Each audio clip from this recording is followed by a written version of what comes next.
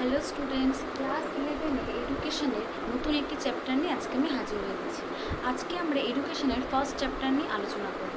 ভালো করে ভিডিওটি দেখবে, পুরোটা দেখবে এবং ডিটেলসে ভালো করে বুঝে নেবে। আর কোথাও কোনো সমস্যা হলে কমেন্ট বক্সে অবশ্যই জানাবে।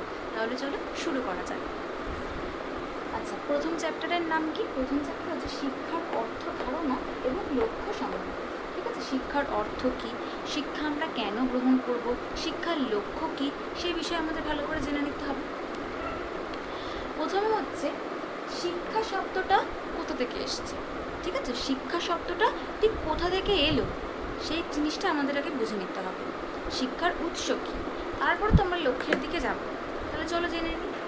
বঙ্গীয় শব্দকোষ অনুযায়ী মানে বিভিন্ন অভিধান থেকে বিভিন্নভাবে শিক্ষা কথাটা এসছে। ঠিক আছে, প্রথমত কি বলছে, বঙ্গীয় শব্দকোষ অনুযায়ী শিক্ষা এসছে শিখ ধাতু থেকে।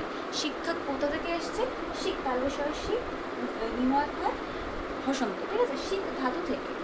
এরপর ছোট্ট করে একটা শিক্ষার ডেফিনেশন দিয়েছে। ছোট্ট করে একটা শিক্ষার ডেফিনেশনটা কি? শিক্ষকের সাহায্যে পঠন পাঠন ও সুঅভ্যাসের দ্বারা প্রকৃত মানুষ গড়ে তোলাই হচ্ছে শিক্ষা। শিক্ষা কি? শিক্ষকের সাহায্যে পঠন পাঠন, শিক্ষা গ্রহণ করতে গেলে শিক্ষকের সাহায্য লাগবে। আর হচ্ছে সুঅভ্যাসের দ্বারা প্রকৃত মানুষ গড়ে তোলা, এবং প্রতিদিন ঠিকঠাক অভ্যাস করে আমাদের পড়াশোনা করতে হবে। তাহলে কি বলছে? শিক্ষকের সাহায্যে পঠন পাঠন আর প্রতিদিন অভ্যাসের মাধ্যমে যে পঠন পাঠনটা আমরা করি সেটাই হচ্ছে শিক্ষা। সোজা কথা এটা তো আমরা সবাই জানি। এরপর হচ্ছে শিক্ষা শব্দের সমার্থক শব্দ কী, মানে শিক্ষার সাথে কোন শব্দটা ওতপ্রোতভাবে জড়িত, সেটা হচ্ছে বিদ্যা। শিক্ষা শব্দের সমার্থক শব্দ হচ্ছে বিদ্যা। এই বিদ্যা কথাটা আবার কোথা থেকে এসছে? প্রথমে কি জানলাম? শিক্ষা শব্দটি এসছে শিখ ধাতু থেকে। আবার শিক্ষা শব্দের সমার্থক শব্দ হচ্ছে বিদ্যা। বিদ্যা কথাটি এসছে সংস্কৃত শব্দ বিদ থেকে। সংস্কৃত শব্দ বিদ, বয়সী দ হসন্ত। ঠিক আছে, শিক্ষা শিখ থেকে, বিদ্যা বিদ থেকে। খুব ইজি, এটা খুব একটা বোঝানোর কিছু নেই।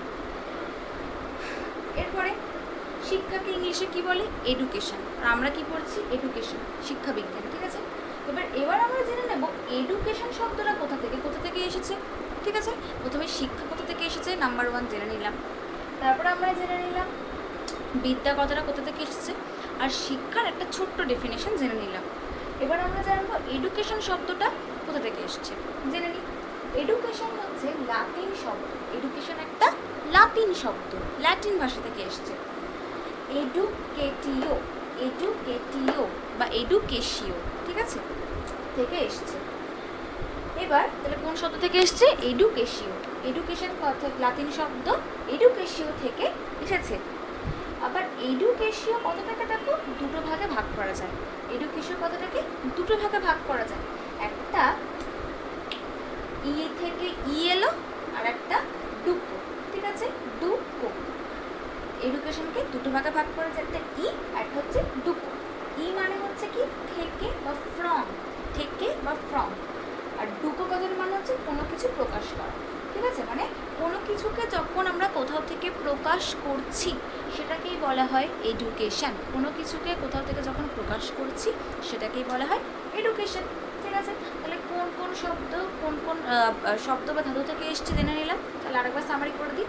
বঙ্গীয় শব্দকোষ অনুযায়ী শিক্ষা এসছে শিখ শব্দ থেকে।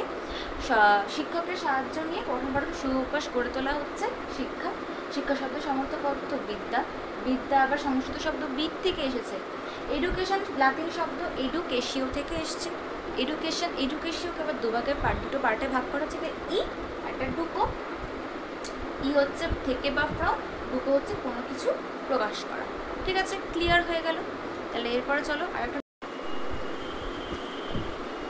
আচ্ছা, এই যে আমরা শিক্ষা সম্পর্কে জানলাম, এই শিক্ষা ইন্দো আর্য সাহিত্য মানে ভারতীয় ক্ষেত্রে কী কী শিক্ষা সম্পর্কে ভারতীয় ক্ষেত্রে কী কী বলা হয়েছে, মানে ইন্দো আর্য, প্রাচীনকালে যে ইন্দো আর্য আমরা পড়েছিলাম ইতিহাসে, তাদের মতে শিক্ষা কী।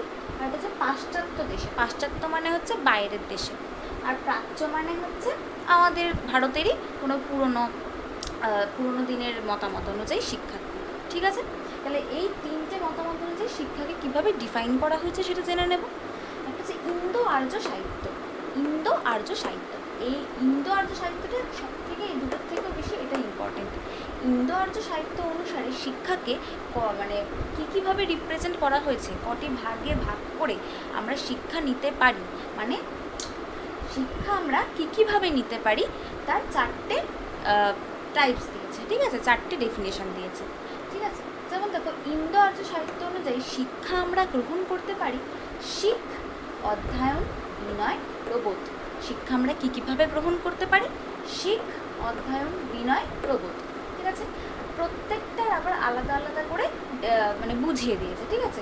আর এগুলো তোমাদের যেগুলো বললাম, শিখ, অধ্যয়ন, বিনয়, প্রবোধ, মাথার ওপর দিয়ে চলে গেল, বুঝতে পারছো না, তাই জন্য আলাদা আলাদা করে আমি আবার বুঝিয়ে দিচ্ছি। শিখ মানে কি? শিখ মানে হচ্ছে শিক্ষা আমরা প্রথমে শিখবো আবৃত্তির মাধ্যমে। আবৃত্তির মাধ্যমে না ভালো করে আমরা পড়বো, জানবো, সেটা বলেছে, ঠিক আছে। শিখ মানে আবৃত্তির মাধ্যমে শিখন। এখান থেকে কিন্তু এমসিকিউ তোমাদের আসবে, ভালো করে বুঝবো। অধ্যয়ন, অধ্যয়ন মানে যেটা আমরা করলাম সেটা আমরা গুরুর সামনে বসে ভালো করে বুঝে নেব, সেটাকেই বলছে অধ্যয়ন। বিনয়, বিনয় মানে হচ্ছে গুরুর সামনে বসে যেটা পড়লাম সেটা আবার ভালো করে বুঝে নিতে হবে, বিশেষভাবে ভালো করে পড়ে নিতে হবে, সেটাকে বলছে বিশেষভাবে পরিচালিত করা। বিনয় মানে বিশেষভাবে পরিচালিত করা। প্রবোধ, প্রবোধ মানে বোধ জাগরণ করা। এবার আবৃত্তির মাধ্যমে প্রথমে রিডিংটা পড়লাম, তারপরে আমরা গুরুর সামনে বসে মানে টিচারের সামনে বসে পড়লাম, তারপরে আমরা বিশেষভাবে আবার পড়লাম। এরপরে কী হলো, এতবার পড়ার পরে আমাদের মধ্যে বোধ জাগরণ হলো, ঠিক আছে, মানে আমরা বুঝলাম যে পড়াটা কী, সেটাকেই বলেছে। ইন্দো আর্য সাহিত্য অনুযায়ী শিক্ষাকে 4টে শ্রেণীতে বিভক্ত করা যাচ্ছে, মানে কীভাবে আমরা শিখতে পারি সেটাকে 4টে শ্রেণীতে বিভক্ত করা যাচ্ছে। একটা হচ্ছে শিখ, অধ্যয়ন, বিনয়, প্রবোধ, হয়ে গেল। আর কী মানেটাও বুঝিয়ে দিলাম। এবার হচ্ছে পাশ্চাত্য দেশে শিক্ষাকে কিভাবে ডিফাইন করা হয়েছে। পাশ্চাত্য দেশে শিক্ষা হচ্ছে একটি জীবনব্যাপী প্রক্রিয়া। পাশ্চাত্য দেশে শিক্ষা জীবনব্যাপী প্রক্রিয়া, অর্থাৎ একটা শিশু ছোট্টবেলা থেকে বড় হওয়া পর্যন্ত শিক্ষা শিখতেই থাকবে। মানে যেটা হয় আর কি, সারা জীবনেও আমাদের শিক্ষা শেষ হয় না, যতই আমরা ডিগ্রি পেয়ে যাই, যতই যা কিছু করে নিই, শিক্ষার কোনো শেষ নেই। এই ধারণাটাই দিয়েছে পাশ্চাত্য দেশে। পাশ্চাত্য দেশে মানে বাইরের দেশে, ঠিক আছে, বিদেশ যেগুলো, ঠিক আছে। জীবনব্যাপী প্রক্রিয়া, শিক্ষা হচ্ছে একটি জীবনব্যাপী প্রক্রিয়া, জন্ম থেকে যতদিন বাঁচবে ততদিন শিক্ষা পেতে হবে। পাশ্চাত্য দেশের এই নিয়ম। প্রাচ্য দেশে কি? প্রাচ্য হচ্ছে শিক্ষা একটি আত্ম উপলব্ধির প্রকাশ। শিক্ষা একটি আত্ম উপলব্ধির প্রকাশ, মানে শিক্ষা গ্রহণ করলে আমাদের আত্ম উপলব্ধি, আমাদের মনের জাগরণ হবে। এই যে প্রবোধ পড়ালাম, এই প্রবোধটা আরও ভালোভাবে বিকশিত হবে। প্রাচ্য হচ্ছে আত্ম উপলব্ধির প্রকাশ। ভালো করে কনসেপ্টটা ক্লিয়ার হলো। এবার শিক্ষা সম্পর্কে ভারতীয় চিন্তাবিদেরা এবং বিখ্যাত মনীষীদের কিছু মতামত রয়েছে, ঠিক আছে। এবার কোন মনীষী কী মতামত দিয়েছে এবং এমসিকিউতে আসতে পারে সেরকম কয়েকজন মনীষীর মতামত নিয়ে আমি আলোচনা করছি, ঠিক আছে। এবার হচ্ছে যাজ্ঞবল্ক্যের মত। প্রথমে কে আসছে? যাজ্ঞবল্ক্য। যাজ্ঞবল্ক্যর মতামত হলো শিক্ষা হলো তাই যা মানুষকে সৎ চরিত্রবান করে তোলে। যাজ্ঞবল্ক্যর মতবাদ কি? যাজ্ঞবল্ক্য বলেছেন শিক্ষা হবে এমন যে শিক্ষা আমাদের চরিত্র গঠন করবে। এরপরে কৌটিল্যের মতে কি হয়েছে? শিক্ষার অর্থ হলো দেশমাতার জন্য প্রশিক্ষণ। দেশমাতার জন্য প্রশিক্ষণ, অর্থাৎ এমন শিক্ষায় শিক্ষিত হতে হবে যাতে দেশমাতা যদি কোনো সময় বিপদে পড়ে আমরা যেন দেশমাতার কাছে নিজেকে সঁপে দিতে পারি, ঠিক আছে। কৌটিল্য এই কথাটি বলেছেন। এবার হচ্ছে ঋগ্বেদ অনুসারে কি বলেছে? ঋগ্বেদ অনুসারে মানুষকে আত্মবিশ্বাসী ও আত্মত্যাগী করে হচ্ছে শিক্ষা, ঠিক আছে। আমরা পড়াশোনা করলে কনফিডেন্ট হব, ঠিক আছে, সেটাই বলেছে কোথায়? ঋগ্বেদে। এরপর হচ্ছে উপনিষদে বলা হয়েছে শিক্ষা লাভের অর্থ হলো অন্তিম পরিণতি, মানে মোক্ষ লাভ করা। উপনিষদের ভাষায় শিক্ষা কেন আমরা গ্রহণ করব? শিক্ষা আমরা গ্রহণ করব মোক্ষ লাভ করার জন্য। স্বামী বিবেকানন্দের কথা অনুযায়ী শিক্ষা ও প্রশিক্ষণের শেষ কথা কি? মানুষ তৈরি করা। স্বামী বিবেকানন্দের কথা অনুযায়ী শিক্ষা ও প্রশিক্ষণের মূল কথা কি? মানুষ তৈরি করা। এরপর হচ্ছে মহাত্মা গান্ধীর মতামত অনুযায়ী শিক্ষা মানুষের দেহ, মন, আত্মার পরিপূর্ণ বিকাশ ঘটায়। শিক্ষা মানুষের দেহ, মন, আত্মার পরিপূর্ণ বিকাশ ঘটায়। রবীন্দ্রনাথ ঠাকুরের কথায় শিক্ষা তথ্য প্রকাশ করে না। শিক্ষা শুধুমাত্র তথ্য প্রকাশ করে না, শিক্ষা বিশ্ব প্রকৃতির সঙ্গে মানুষের মেলবন্ধন তৈরি করে। রবীন্দ্রনাথ ঠাকুরের কথা, শিক্ষা শুধু তথ্য প্রকাশ করবে না, বিশ্ব প্রকৃতির সঙ্গে মানুষের মেলবন্ধন তৈরি করবে। এইগুলো কয়েকজন ইম্পর্টেন্ট মনীষীর নাম শিক্ষা সম্পর্কে তাদের মতামতটা দিয়েছে। আর এরা অবশ্যই ভারতীয় মনীষী। বাইরের দেশেরও অনেক মনীষীরা কিন্তু অনেক সময় শিক্ষা বিষয়ে বিভিন্ন মতামত রেখেছে, সেটা আমি বলবো। তো এইগুলো তুমি ভালো করে তোমরা বুঝে নাও, ঠিক আছে? প্রথমে ঠান্ডা মাথায় এমনি ভাববে যাজ্ঞবল্ক্য কী বলেছেন, শিক্ষা আমরা কেন গ্রহণ করি? চরিত্র গঠন করার জন্য। কৌটিল্য কেন বলছেন? এবার চরিত্র গঠন করা হয়ে গেলে কী হবে? দেশমাতার প্রতি আমাদের নিজেদেরকে উৎসর্গ করতে হবে। ঋগ্বেদে কী বলেছে?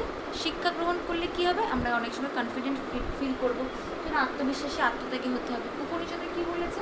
শিক্ষা লাভের অর্থ হচ্ছে মোক্ষ লাভ। স্বামী বিবেকানন্দ কী বলেছে? শিক্ষা প্রশিক্ষণ কেন হবে? মানুষ তৈরি করতে। অবশ্যই মানুষ না হলে আর কিসের শিক্ষা? মহাত্মা গান্ধীর কথা হচ্ছে দেহ মন আত্মার পরিপূর্ণ বিকাশ ঘটাতে হবে শিক্ষার মাধ্যমে। আর রবীন্দ্রনাথ ঠাকুরের কথা হচ্ছে শিক্ষা তথ্য প্রকাশ করে না, বিশ্ব প্রকৃতির সঙ্গে সামঞ্জস্য রাখে। এইগুলো খুবই পাশ্চাত্যে বিভিন্ন মনীষীদের বলা শিক্ষা বিষয়ে মতামত। প্লেটো বলেছেন শিক্ষা হলো প্রতি মুহূর্তে আনন্দ ও বেদনা দেয়। শিক্ষা আমাদের প্রতি মুহূর্তে আনন্দ ও বেদনা দেয়। অ্যারিস্টটল কি বলেছেন? অ্যারিস্টটল হলো সুস্থ দেহে সুস্থ মনের সৃষ্টি হলো শিক্ষা। মানে সুস্থ দেহ আর সুস্থ মন তৈরি করতে আমাদের শিক্ষা প্রয়োজন। রুশো বলেছেন শিক্ষা মানুষের স্বতঃস্ফূর্ত আত্মপ্রকাশ। ফ্রায়েবেল উনি বলেছেন মানব সমাজে নিজেকে একাত্ম করে হচ্ছে শিক্ষা।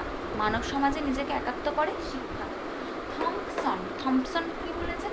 ব্যক্তির অভ্যাস আচার আচরণ নিয়ন্ত্রণ চিন্তা প্রভৃতি কে করে? শিক্ষা।